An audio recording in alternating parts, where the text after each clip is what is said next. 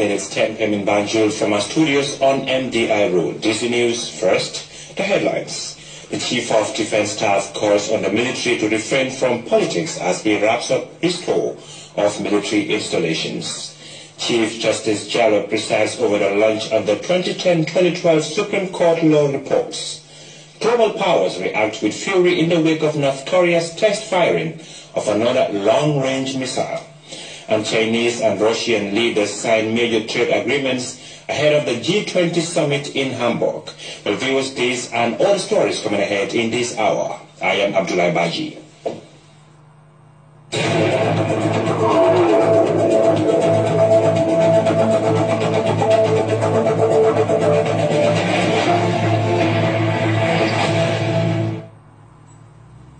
His Excellency the President Adama Barrow, accompanied by a high-powered delegation, returns to Banjul tomorrow at 4 p.m. President Barrow has been taking part in the 29th ordinary session of the Heads of State and Government meeting of the African Union in Addis Ababa, Ethiopia. All those invited to receive the President and delegation are expected to be at the Banjul International Airport at least half an hour before arrival. The Chief of Defense Staff has called on his troops to refrain from politics and serve the interest of the nation. Lieutenant General Masani Kinte made these remarks Tuesday at the Defense Headquarters in Banjul as he concludes his month-long countrywide tour of military installations. Etienne Silva reports. The military chief denounced the way and manner the army was lured into politics during the past administration and vowed to set things right. I've been given that responsibility to be able to refocus the armed forces, to be able to lead the armed forces that is going to be a professional armed forces, an armed forces that is going to be apolitical. Of course, the armed forces which will be citizens. CDS Kinte strongly warned his troops against all forms of discrimination, noting that such is not in line with military ethics. We don't want to have a situation where the armed forces is going to be divided along ethnic lines. We don't have tribalism in the armed forces.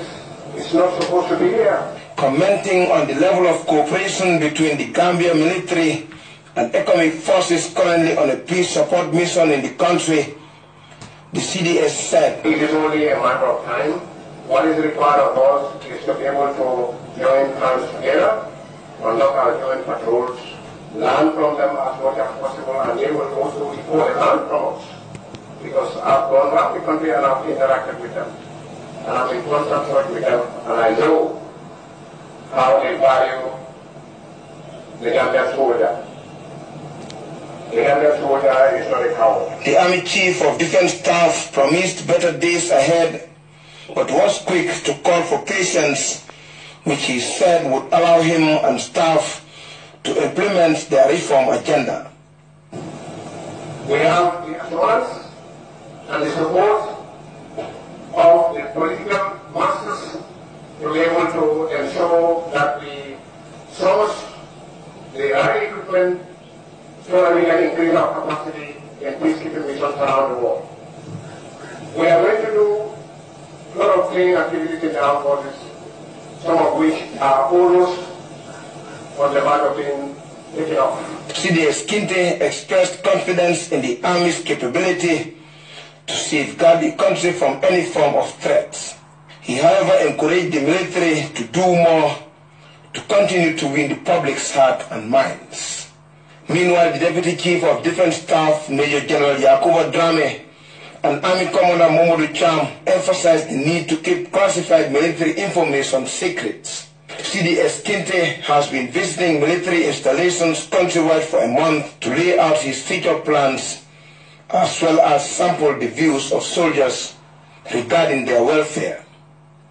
Etienne Silva, GRTS News. The Chief Justice Hassan B. Jallo Tuesday presided over the launch of the 2010-2012 Supreme Court law reports at a ceremony held in Banjul. Modu Bajan was there and he reports.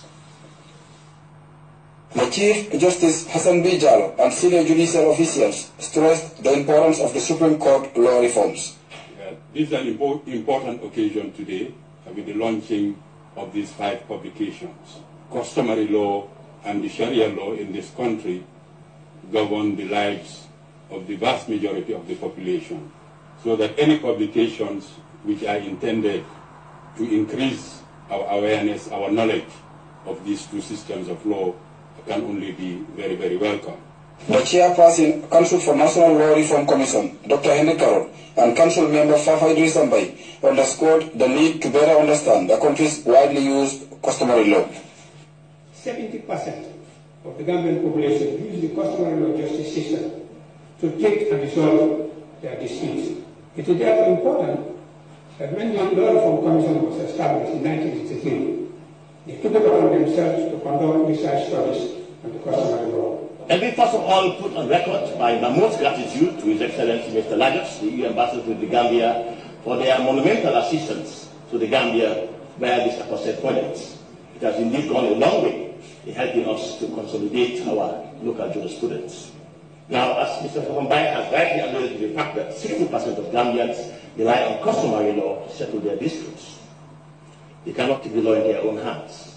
On access to justice and related judicial matters, the chairperson, National Council for Law Reporting, Justice Arba, and Victoria Andrews, who helped in editing the reports, dilated on the publication's judicial announcements. The National Council for Law Reporting, by its act, is mandated to prepare and publish the law reports of the Gambia, a task that is no doubt with its challenges that has hampered the regular and consistent publication of our reports. This second edition is a selected compilation of enriched judicial pronouncements in 14 judgments and 3 rulings that will be of captivating interest to all. Law reporting contributes to the development of laws, and it is designed to report the law accurately and timely to students and to the general public at large. Certainty and predictability in the law is the bedrock of our advice to the public, the rule of law, and therefore society at large. The Solicitor General, Cherno Marina, and the EU Ambassador and Head of Mission to Banjul, Attila Lajos, assured of their commitment to supporting the delivery of justice in the Gambia. Given the renewed confidence in the independence of the judiciary at the level of the Ministry of Justice, we pledge our firm support for the holistic development of the legal sector, including our satellite agencies, such as the National Council for Law Reporting and the Law Reform Commission, to make sure that these 2 bodies carry out their tasks in line with their statutory mandate. Championing human rights and justice for all is now a national priority, and the European Union is fully committed and engaged to support the new government in stabilizing the new Gambia. It is the hope of judicial and other officials that the publications will be immensely pivotal in enhancing justice delivery in the Gambia. Mori Bayan reporting for GRTS News.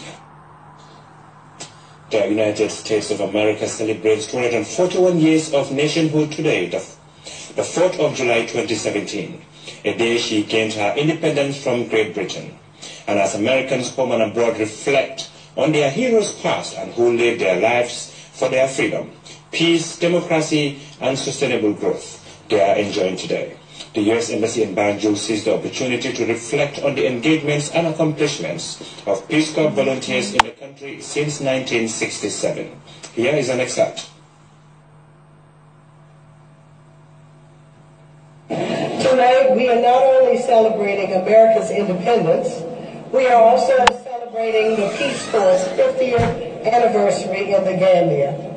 I am very pleased to be joined on the podium by Jennifer Getty, Peace Corps' country director, and by all of the Peace Corps volunteers who have joined us tonight from every corner of the Gambia. We have just seen a wonderful video of Peace Corps history and accomplishments here and heard Jennifer's inspiring words about the Peace Corps and its engagement with Gambians over the years. It is truly an astonishing achievement. 50 years of uninterrupted partnership between the Peace Corps and the Gambia. We know that there have been some tense moments, but the Peace Corps has remained steadfast and its volunteers have honorably upheld its tradition of selfless service. I want to extend a sincere thank you to Jennifer and to the Peace Corps volunteers with us tonight for answering the call to service and extending the hand of brother and sisterhood to Gambians for 50 years. Tonight is truly a night to celebrate. As I was reflecting on my remarks for this evening, it occurred to me that I have not had a chance before to express how wonderful it is to be in the new Gambia. It is so inspiring to feel the energy and the hope. U.S. Ambassador there speaking on America's 241st Independence celebrations in Banjul. Victims of Saturday's disastrous windstorms in Jara Bureng have received substantial support in the form of rice, courtesy of Bureng natives in the diaspora and the UK Jara Association.